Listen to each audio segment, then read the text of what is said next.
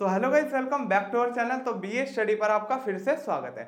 तो जैसे कि आप जानते हैं, हम यहाँ पर बीए के सभी सब्जेक्ट का सिलेबस कंप्लीट करा रहे हैं, जिसमें कि हमने बहुत सारे सब्जेक्ट का सिलेबस डिस्कस कर लिया है। तो ऐसे ही हम आज फिर हाजिर हैं हमारी इकोनॉमिक्स का सिलेबस डिस्कस करने के लिए, जो कि हमारा 4th सेमेस्टर के लिए होने वाला है बीए प्रोग्राम वालों के लिए। इसमें हम principles of macro economics second की बात करेंगे। तो क्या होता है ना, पहले हम सिलेबस को अच्छे से डिस्कस कर लेंगे, उसके बाद हम नेक्स्ट वीडियो से हर एक यूनिट को अलग से डिस्कस करेंगे, हर एक टॉपिक को अच्छे से जानेंगे। तो सबसे पहले सिलेबस की बात कर लेते हैं आज हम बिना किसी देरी के। तो चलिए स्टार्ट करते हैं। तो यूनिट 1 में हमको पढ़ना है आईएस और एलएम के बारे में, यानी कि इन्वेस्टमेंट, सेविंग और liquidity preference and money supply के बारे में। इसका एनालिसिस करेंगे और जानेंगे ये क्या होता है। फिर इसका डेरिवेशन भी जानना है हमको, किस तरीके से ये बनता है, इसका सप्लाई कर्व किस तरीके से बनता है। ये सारी बातें हम यूनिट 1 में करेंगे। Derivation of the IS and LM function, इनके फंक्शन के बारे में भी जानेंगे हम। IS, LM and aggregate demand. Aggregate demand तो हम पहले से भी जान चुके हैं और अच्छे से इसको डीपली जानेंगे हमारे यूनिट 1 में। फिर देखेंगे हमारे जो शिफ्ट होता है, यानी कि जो कर्व हम इसका ड्रॉ करते हैं उसमें शिफ्ट कैसे होता है, उसकी बात हम यूनिट 1 में करेंगे, यानी कि एग्रीगेट डिमांड के कर्व में किस तरीके से शिफ्ट होता है। उसके बाद हमारा यूनिट 2 स्टार्ट हो जाएगा। यूनिट 2 में हम बात करेंगे हमारी जीडीपी की, यानी कि ग्रॉस डोमेस्टिक प्रोडक्ट की बात करेंगे हम इसमें। फिर इसके अलग अलग प्राइस लेवल पे इसका अलग अलग कर्व बनता है, तो वो भी हम इसी यूनिट में समझेंगे, यानी कि जैसे कि शॉर्ट रन में कैसे इसका कर्व बनता है और लॉन्ग रन में किस तरीके से इसका कर्व बनता है, वो सारी बातें हम इसमें करेंगे। फिर हम देखेंगे एग्रीगेट डिमांड और एग्रीगेट सप्लाई को, क्या होती है एग्रीगेट डिमांड और एग्रीगेट सप्लाई। फिर इसका मल्टीप्लायर एनालिसिस भी हमको इसी यूनिट में करना है ना। फिर एडी कर्व के साथ जो इसके रिलेशन है कि एडी के कर्व के साथ ये कैसा बिहेव करता है, उसको भी हमें डिस्कस करना है इसमें।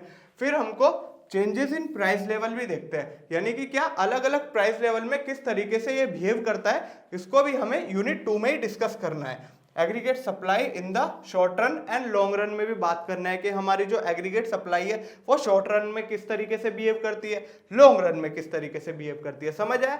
उसके बाद हम स्टार्ट करेंगे यूनिट 3। यूनिट 3 में हम बात करेंगे इन्फ्लेशन और अनएम्प्लॉयमेंट की, यानी कि जो महंगाई आ रही है जिससे सब परेशान है, मैं भी हो और तुम भी हो, तो सब लोग इससे परेशान है, तो इसको बारे में जानेंगे हम, इसके बारे में जानना भी जरूरी है।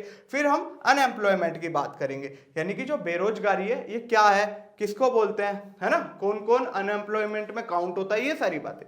इसका कॉन्सेप्ट क्या कहता है इन्फ्लेशन का, है ना। इन्फ्लेशन के डिटर्मिनेंट्स को जानना है कि कौन कौन से कारण होते हैं जिनकी वजह से इन्फ्लेशन आती है, ये सारी बातें। इसका रिलेशनशिप देखना है किसके साथ, इन्फ्लेशन और अनएम्प्लॉयमेंट के बीच में हमें रिलेशनशिप देखना है कि किस तरीका इनके आपस में रिलेशन है। फिर हमें फिलिप्स कर्व देखना है, किसमें, शॉर्ट रन और लॉन्ग रन में फिलिप्स कर्व किस तरीके से बनता है, इसको समझना है। फिर हम यूनिट 4 में देखेंगे बैलेंस ऑफ पेमेंट, यानी कि हम बैलेंस ऑफ पेमेंट को जानेंगे। ये हमने 12th में भी पढ़ा हुआ है और 11th में भी पढ़ा हुआ है, तो इसको अच्छे से जानेंगे कि एक्चुअली में होता क्या है ग्रेजुएशन में, है ना। यानी कि इसमें कुछ नहीं होता, सिंपल हमने जो एक्सपोर्ट किया जितना सामान और जितना सामान इंपोर्ट किया, यानी एक्सपोर्ट करके जितने हमने मनी अर्न की और इंपोर्ट करके जितना हमने एक्सपेंस किया, उसका डिफरेंस ही हमारा बैलेंस ऑफ पेमेंट होता है। यानी कि एक्सपोर्ट वाले से इंपोर्ट वाला माइनस कर दो, ये हमारा निकल जाता है। जब हम इसको पढ़ेंगे तो और भी डीपली डिस्कस करेंगे। इसके बाद हमारा एक्सचेंज रेट क्या चल रहा है ना, ये क्या होता है, सबसे पहले ये जानेंगे।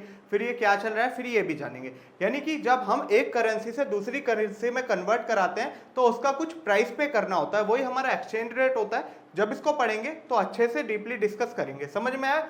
फिर इसके बैलेंस ऑफ पेमेंट में 2 अकाउंट बनते हैं, कौन से, एक करंट अकाउंट, एक कैपिटल अकाउंट। तो इनको अच्छे से कवर करना है, यानी कि करंट अकाउंट में क्या होता है, कैपिटल अकाउंट में क्या होता है, ये सारी बातें हमको 4th यूनिट में करनी है। फिर हमको मार्केट फॉर फॉरेन एक्सचेंज देखना है, यानी जो मार्केट है वो फॉरेन एक्सचेंज के लिए किस प्रकार हमारा बदलाव आता है, वो सारी बातें उसमें करनी है। फिर इसके डिटर्मिनेशन ऑफ एक्सचेंज रेट, यानी क्या क्या एक्सचेंज रेट में होता है, इसके बारे में भी हमको बात करनी है। तो ये था हमारा ओवरऑल सिलेबस। एक एक करके इसको टॉपिक वाइज हम डिटेल में कवर करते चलेंगे, जितने भी यूनिट है ना। हमारे साथ जुड़े रहिए, आपको मजा आएगा, है ना। और अगर आपको वीडियो अच्छी लगे तो लाइक करें और चैनल को सब्सक्राइब करें। Thank you so much.